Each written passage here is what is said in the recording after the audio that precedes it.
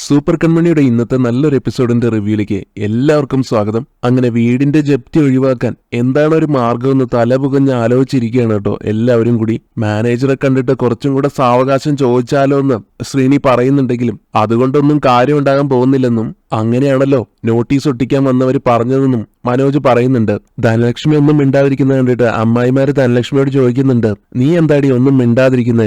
അപ്പൊ ധനലക്ഷ്മി കളിയാക്കിക്കൊണ്ട് പറയാ, അതെ ഞാൻ ആലോചിക്കായിരുന്നു രാത്രി സദ്യക്ക് പായസം പ്രഥമം വേണോ അതോ പാലട വേണോ എന്ന്. എന്നിട്ട് പറയുന്നുണ്ട്, ഓ ധനലക്ഷ്മിയുടെ അഭിപ്രായം ചോദിക്കാൻ വന്നിരിക്കുന്നു. ഇങ്ങനെ ഒരു ഗതികെട്ട കുടുംബത്തിലേക്ക് വന്നു പോയതാണ് എന്റെ ഏറ്റവും വലിയ ഗതികേട്. ദേ ഇവിടെ ഒരുത്തി ഇരിക്കുന്നുണ്ടല്ലോ, ഒരു ചീഫ് ഡിസൈനർ. സാങ്കല്പിക ലോകത്താ. വീട് വിറ്റാൽ അവൾക്കെന്ത്, വാങ്ങിയാൽ അവൾക്കെന്ത്, ചുറ്റിനും നടക്കുന്നതൊന്നും തമ്പുരാട്ടിക്കുട്ടി അറിയുന്നേ ഇല്ല എന്നെല്ലാം പറഞ്ഞ് കൺമണിയും കുറ്റപ്പെടുത്തുകയാണ് ധനലക്ഷ്മി. അപ്പോഴേക്കും വരുണും വരുണിന്റെ അച്ഛനും കൂടെ അവിടേക്ക് എത്തിച്ചേരുന്നു. വരുൺ എന്തിനായിരിക്കും ഇപ്പോ വന്നതെന്ന് ഓർത്ത് ആകെ പകച്ചു നോക്കി നിൽക്കുകയാണ് കൺമണിയും ശ്രീനിവാസനും അമ്മായിമാരും മനോജും ഒക്കെ. അമ്മായിമാര് പിറുപിറുക്കുന്നുണ്ട്. ഓ നല്ല ബെസ്റ്റ് ടൈമിൽ തന്നെയാണ് ഇവനിങ്ങോട്ട് അവതരിക്കാൻ തോന്നിയത്. മനോജും ചിന്തിക്കുന്നുണ്ട് ഇനിയിപ്പോ വരുൺ വന്നിരിക്കുന്ന പ്രശ്നം ഉണ്ടാക്കാൻ വേണ്ടിയായിരിക്കോ എന്ന്. ധനലക്ഷ്മി ആണെങ്കിൽ എന്തൊക്കെയോ മനസ്സിൽ കണ്ട് ഉള്ളിൽ ചിരിക്കുന്നുണ്ട്. എന്തായാലും മനോജ് വരുണിന്റെ അടുത്ത് ചെന്നിട്ട്, വരുൺ ഞാൻ വരുണിനെ അങ്ങോട്ട് വന്ന് കാണാം. വരുൺ ഇപ്പോ തിരിച്ചു പോക്കോ, കാരണം കല്യാണത്തിനെ പറ്റി സംസാരിക്കാൻ പറ്റുന്ന ഒരു അവസ്ഥയിലല്ല. വരുണിന്റെ അച്ഛൻ ഇതേ സമയം ചോദിക്കുന്നുണ്ട്, നിങ്ങളെന്താ എല്ലാവരും വിഷമിച്ചിരിക്കുന്ന പോലെയെന്ന്. അപ്പൊ ശ്രീനി പറയും, ചെറുക്കൻ വീട്ടുകാരോട് പറയാൻ പറ്റാത്തൊരു വിഷയമാണ്, ഞങ്ങൾക്ക് ക്ഷീണം ഉണ്ടാക്കുന്ന കാര്യമാണ്. എന്നിട്ട് വീട്ടിൽ ഒട്ടിച്ചിരിക്കുന്ന ആ നോട്ടീസ് അത് വരുണിന്റെ അച്ഛനെ കാണിച്ചു കൊടുക്കുകയാണ്. അയാൾ അത് ചെന്ന് നോക്കുന്നുണ്ട്. ഇതിനിടയ്ക്ക് വരുൺ ശ്രീനിയോടായിട്ട്, അച്ഛൻ എന്താ പറഞ്ഞത്? ചെറുക്കൻ വീട്ടുകാരോട് പറയാൻ പറ്റാത്ത കാര്യമാണെന്നോ? എന്ന് വെച്ചാ ഇത് പെണ്ണിന്റെ വീടും ഞങ്ങളുടെ ചെറുക്കന്റെ വീടും. പക്ഷെ അച്ഛന് തെറ്റി. ഇത് നമുക്ക് ഇനി ഒറ്റ വീടാണ് അച്ഛാ. ഇനി നിങ്ങളുടെ വീടുമില്ല ഞങ്ങളുടെ വീടുമില്ല, നമ്മുടെ വീടേ ഉള്ളൂ. ഇതൊക്കെ കേട്ട് ആകെ അന്തം വിടുന്നുണ്ട് കൺമണിയും ശ്രീനിയും അമ്മായിമാരൊക്കെ. ധനലക്ഷ്മി ആണെങ്കിൽ ഓ ഇവൻ കൊള്ളാമല്ലോ എന്നാണ് മനസ്സിൽ വിചാരിക്കുന്നത്. ശേഷം വരുൺ ചോദിക്കുന്നുണ്ട്, ഈ ജപ്തി നോട്ടീസ് കണ്ടിട്ടാണോ നിങ്ങൾ എല്ലാവരും മരണ വീട്ടിൽ നിൽക്കുന്ന പോലെ നിൽക്കുന്നത്? ഈ നോട്ടീസ് ഒട്ടിച്ചിരിക്കുന്നത് നിങ്ങളുടെ വീട്ടിലല്ല, എന്റെ വീട്ടിലാണ്, എന്റെ വീട്ടിൽ. അതുകൊണ്ട് തന്നെ ഈ ജപ്തി ഒഴിവാക്കേണ്ടത് നിങ്ങളുടെ അല്ല, എന്റെ ആവശ്യമാ. എന്നിട്ട് കൺമണിയോടും പറയാണ്, കൺമണി ഈ ജപ്തി ഞാൻ ഒഴിവാക്കാൻ പോവാ. ധനലക്ഷ്മി ആണെങ്കിൽ അത് കേട്ടതും, ഈശ്വര എന്റെ പ്രാർത്ഥന നീ കേട്ടു എന്നൊക്കെ പറഞ്ഞ് നാടകം കളിക്കുന്നുണ്ട്.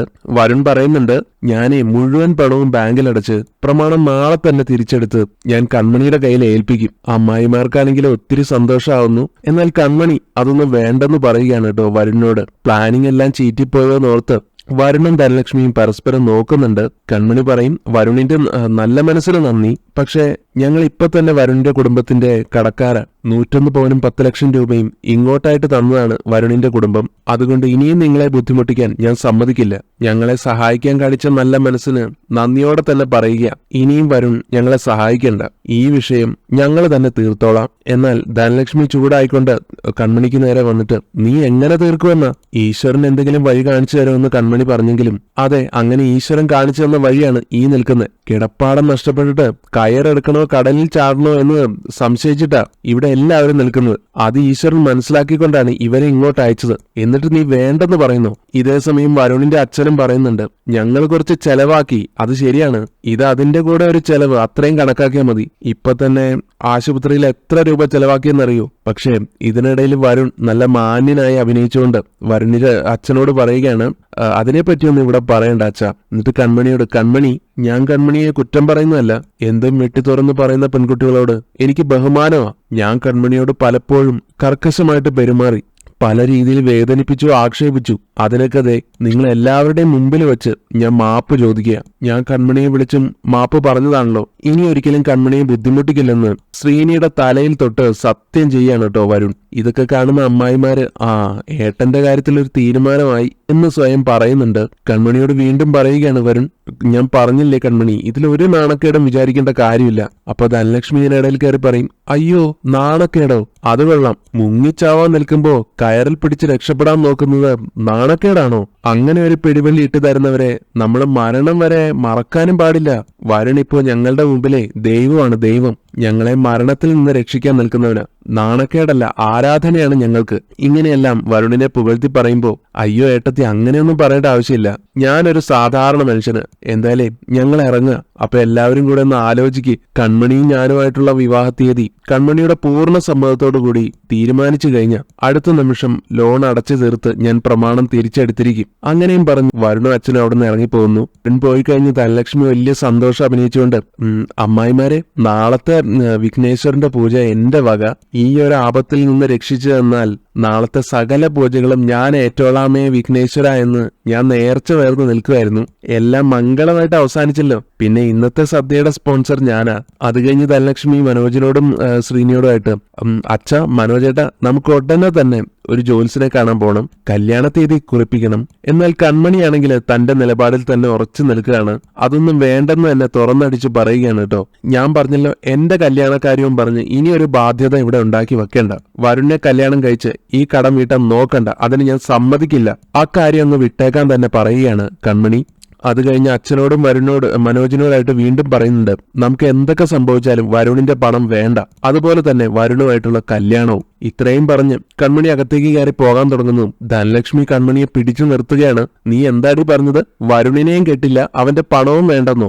അങ്ങനെയും പറഞ്ഞ് നിനക്കങ്ങനെ പോവാം. ഈ വീട് പോയാലേ ഈ പാവങ്ങൾക്ക് പിന്നെ എന്തുണ്ട് എന്നിങ്ങനെ അമ്മായിമാരെ കാണിച്ച് പറയുമ്പോ, അതെ, അക്കാര്യമൊക്കെ ഞാൻ അവരോട് പറഞ്ഞോളാം എന്ന് കൺമണി നല്ല മറുപടി എന്നെ കൊടുക്കുകയാണ് ധനലക്ഷ്മിക്ക്. അമ്മായിമാരാണെങ്കിലും ഒന്നും മിണ്ടാതെ തലകൊനിച്ച് നിൽക്കുന്ന കാണുമ്പോ ധനലക്ഷ്മിക്ക് ദേഷ്യം വരുന്നുണ്ട്. എന്നിട്ട് അവരോടും തട്ടി കയറുന്നുണ്ട്. ആരും ഒന്നും മിണ്ടണ്ട, കണ്ണും മിഴിച്ചങ്ങ് നിന്നാ മതി. 3 പേരും ഒരു ചട്ടി എടുത്തു വെച്ചോ, പിച്ചച്ചട്ടി, അതും എടുത്ത് റോട്ടിലോട്ട് അങ്ങ് ഇറങ്ങിക്കോ എന്നെല്ലാം പറഞ്ഞ് അമ്മായിമാരെ അങ്ങനെ പേടിപ്പിക്കുകയാണ്. അതിനുശേഷം കൺമണി വരുൺ പറഞ്ഞ ആ വാഗ്ദാനങ്ങളെ പറ്റിയൊക്കെ ഓർത്തു പോവുകയാണ്. വരുൺ പറഞ്ഞല്ലോ ജപ്തി താൻ തന്നെ ഒഴിവാക്കി കൊടുക്കാമെന്ന്. മാത്രമല്ല, കൺമണിയും താനും തമ്മിലുള്ള വിവാഹ തീയതി ഉറപ്പിക്കുകയാണെങ്കിൽ അടുത്ത നിമിഷം തന്നെ ലോൺ അടച്ചു ചേർത്ത് പ്രമാണം തിരികെ വാങ്ങിക്കാമെന്നുള്ള വരുണിന്റെ വാക്കുകൾ. അതെല്ലാം ആലോചിച്ച് നിൽക്കുന്ന സമയത്താണ് ശ്രീനിവാസൻ വന്നിട്ട് കൺമണിയോട് ചോദിക്കുന്നത്, മോളെ, നീ എന്ത് തീരുമാനിച്ചു എന്നിങ്ങനെ. നമ്മുടെ വീടാണിത്, നീയും മനോജും ഒക്കെ ജനിച്ചു വളർന്ന വീട്. നിങ്ങളെ പിച്ച വെച്ച് വളർന്നത് ഈ വീടിന്റെ മുറ്റത്തും പറമ്പിലും ഒക്കെയാ. അതിനെല്ലാം ഉപരി അമ്മയുടെ ആത്മാവ് ഈ വീടിനെ പൊതിഞ്ഞു പിടിച്ച് എപ്പോഴും ഉണ്ട്. ഈ വീട് കൈവിട്ടു പോകുന്ന കാര്യം ചിന്തിക്കാൻ വയ്യ മോളെ. എങ്ങനെയെങ്കിലും ഈ വീട് കൈവിട്ട് പോകാതെ നോക്കണം.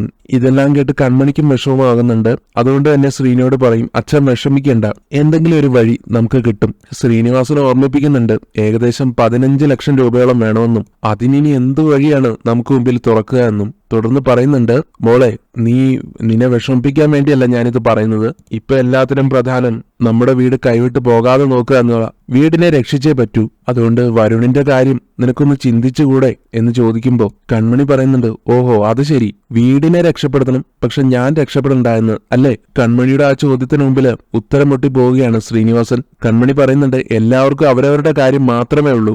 എന്റെ ജീവിതം എങ്ങനെ പോയാലും ആർക്കും ഒന്നുമില്ല അല്ലേ? ബന്ധങ്ങളൊക്കെ നോക്കി ഞാൻ ഏത് കാര്യവും പ്രവർത്തിച്ചിട്ടുള്ളൂ. എന്റെ കാര്യം വരുമ്പോ അതൊന്നുമില്ല. എന്നെ കൊലയ്ക്ക് കൊടുത്തിട്ടാണെങ്കിലും ശരി, ബാക്കി കാര്യങ്ങളൊക്കെ നന്നായി അങ്ങ് നടന്നാ മതി അല്ലേ? വരുണെങ്കിൽ വരുൺ ആരുടെയെങ്കിലും തലയിൽ എന്നെ കെട്ടിവെക്കണം. സ്വത്തിന്റെയും പണത്തിന്റെയും ബാധ്യതയിൽ നിന്ന് നിങ്ങൾക്ക് തലയുയരണം. അതേ ഉള്ളൂ ചിന്ത. പിന്നെ എന്റെ ജീവിതം എങ്ങനെയായാലും ആർക്കും ഒന്നുമില്ല. ഇതൊക്കെ കേട്ട് ശ്രീനിവാസനും വിഷമമാകുന്നുണ്ട്. മോളേന്ന് വിളിക്കുമ്പോ, മോളേന്നോ? മോളാണെന്നൊരു ചിന്ത ഉണ്ടെങ്കിൽ എനിക്ക് ഇഷ്ടമില്ലാത്തൊരു കല്യാണത്തിന് അച്ഛൻ ഇങ്ങനെ നിർബന്ധിക്കില്ലായിരുന്നു. ഞാൻ ഈ വീട്ടിലെ മോളുമല്ല, സഹോദരിയുമല്ല, ആരുമല്ല. ബന്ധുക്കളല്ല ഈ വീട്ടിലുള്ളത്, കുറെ പരിചയക്കാരാ. അവരുടെ ഇടയിൽ ഞാൻ പെട്ടുപോയി. എനിക്ക് വേണ്ടി കരയാനും വിഷമിക്കാനും എന്റെ കണ്ണീര് തുടയ്ക്കാനും പോലും ഇവിടെ ആരുമില്ല. ആർക്കും അതിന്റെ ആവശ്യമില്ല.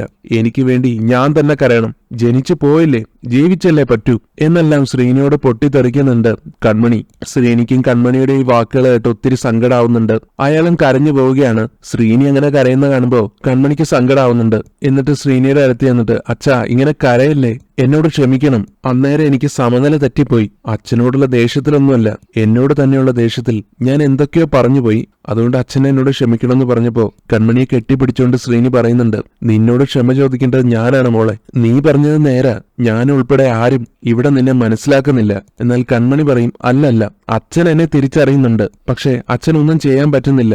അച്ഛൻ പറഞ്ഞത് നേരാ, ഈ വീട് കൈവിട്ട് പോകാൻ പാടില്ല.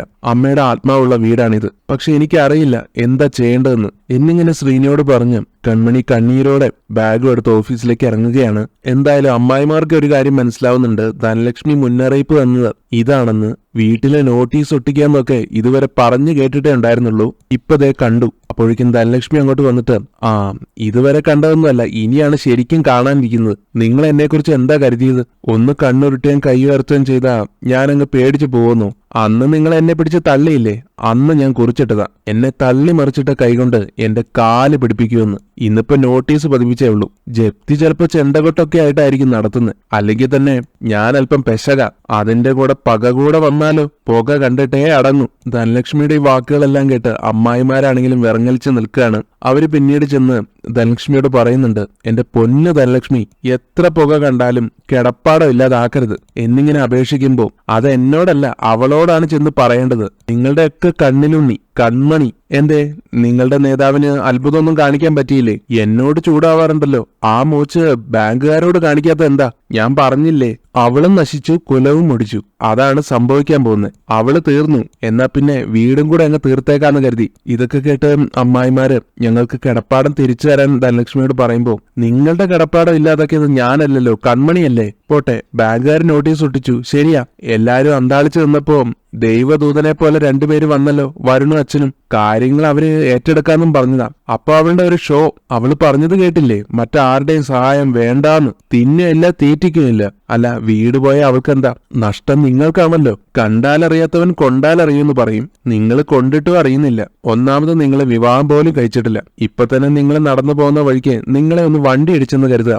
നിങ്ങളെ ആര് നോക്കും? ഇനിയിപ്പൊ അപകടമൊന്നും സംഭവിച്ചില്ലാന്നിരിക്കട്ടെ, കുറെ കഴിയുമ്പോ പ്രായമാകുമല്ലോ. ഒരു വീട് പോലും ഇല്ലാതെ നിങ്ങൾ എങ്ങനെ ജീവിക്കും? തല ചായ്ക്കാൻ ഒരു കൂര സ്വന്തമാക്കാന്നുള്ളത് ഏതൊരു മനുഷ്യന്റെയും സ്വപ്നമാണ്. അതിനുവേണ്ടിയാ അവരധ്വാനിക്കുന്നത്. ഇവിടെ ഇപ്പൊ ഉണ്ടായിരുന്ന കിടപ്പാടം കൂടെ കൈവിട്ടു പോകുന്നു. ഇതെല്ലാം കേട്ട അമ്മായിമാർക്ക് ആകെ പേടിയാവുന്നുണ്ട്. ഇനിയിപ്പോ ഞങ്ങൾ എന്താ ചെയ്യാന്ന് ധനലക്ഷ്മിയോട് ചോദിക്കുകയാണ്. അപ്പൊ ധനലക്ഷ്മി പറഞ്ഞു കൊടുക്കും, നമുക്കൊന്നും ചെയ്യാൻ പറ്റില്ല, ബാങ്കിന് ഒന്നും ചെയ്യാൻ പറ്റത്തില്ല. പക്ഷെ ഒരാൾക്ക് പറ്റും, വരുണിന്. ഞാൻ പറഞ്ഞല്ലോ, കൺമണിയല്ല, നിങ്ങളാണ് ആവശ്യക്കാര്. ആവശ്യക്കാരന് ഔചിത്യമില്ലാന്നൊരു ചൊല്ലുണ്ട്. വരുണിനെ വിവാഹം കഴിക്കേണ്ടതിന്റെ ആവശ്യം കൺമണിയെ നിങ്ങൾ പറഞ്ഞ് മനസ്സിലാക്കണം. അവളെ കൊണ്ട് അതിന് സമ്മതിപ്പിക്കണം. അതുപോലെ വരുണിനെ കണ്ട് നിങ്ങളൊന്ന് സംസാരിക്കുന്നത് നല്ലതാ. വരുണിനെ നിങ്ങൾ ഒരുപാട് പരിഹസിച്ചിട്ടുള്ളതല്ലേ, ആ വിഷമമൊക്കെ ഒന്ന് മാറ്റിയെടുക്കണ്ടേ. പറയാനുള്ളതൊക്കെ ഞാൻ പറഞ്ഞു, ചെയ്യാനുള്ളതൊക്കെ ഇനി നിങ്ങളാ. നിങ്ങള് ബുദ്ധിപൂർവ്വം പ്രവർത്തിക്കും എന്ന് തന്നെയാണ് എന്റെ വിശ്വാസം എന്നും പറഞ്ഞ് ഗൂഢമായ ഒരു ചിരിയും ചിരിച്ച് ധനലക്ഷ്മി പോകുന്നു. അമ്മായിമാരാണെങ്കിലും ധനലക്ഷ്മിയുടെ ട്രാപ്പിൽ വീണു പോവുകയാണ്. പിന്നീട് കാണിക്കുന്നത് കൺമണിയുടെ ബർത്ത്ഡേ ആഘോഷങ്ങളെല്ലാം കൃപയെ ഫോണിൽ കാണിച്ചു കൊടുക്കുകയാണ്. കൺമണി കേക്ക് കട്ട് ചെയ്യുമ്പോൾ കൃഷ് ഹാപ്പി ബർത്ത്ഡേ വിഷ് ചെയ്യുന്നതും കേക്ക് പരസ്പരം കഴിക്കുന്നതും എല്ലാം കൃപ കാണുമ്പോൾ കൃപയ്ക്ക് അത് കണ്ടിട്ട് സന്തോഷമാവുന്നുണ്ട്. തുടർന്ന് കൃഷ് പറയുന്നുണ്ട്, കേക്ക് കട്ട് ചെയ്യാൻ വേണ്ടി നിന്റെ ഏട്ടൻ കൺമണിയെ വിളിച്ചപ്പോഴേ ആ പാവം പേടിച്ചു പോയി. കാരണം സമയം പാതിരാത്രി ആയിട്ടുണ്ടായിരുന്നല്ലോ. കൺമണി ആകെ അന്താളിച്ചു പോയി. ഞാൻ നിർബന്ധിച്ചപ്പോഴാ പുറത്തേക്കൊന്ന് വന്നത് തന്നെ. പിന്നീട് ഹാപ്പി ബർത്ത്ഡേ പറഞ്ഞ് കേക്ക് കട്ട് ചെയ്തപ്പോ കൺമണിയുടെ കണ്ണൊക്കെ നിറഞ്ഞുപോയി. കൺമണിക്ക് അവളുടെ ബർത്ത്ഡേ ആഘോഷിക്കാൻ കഴിഞ്ഞതേ മോള് കാരണമാ എന്നൊക്കെ കൃപയോടായിട്ട് പറയുകയാണ് കൃഷ്.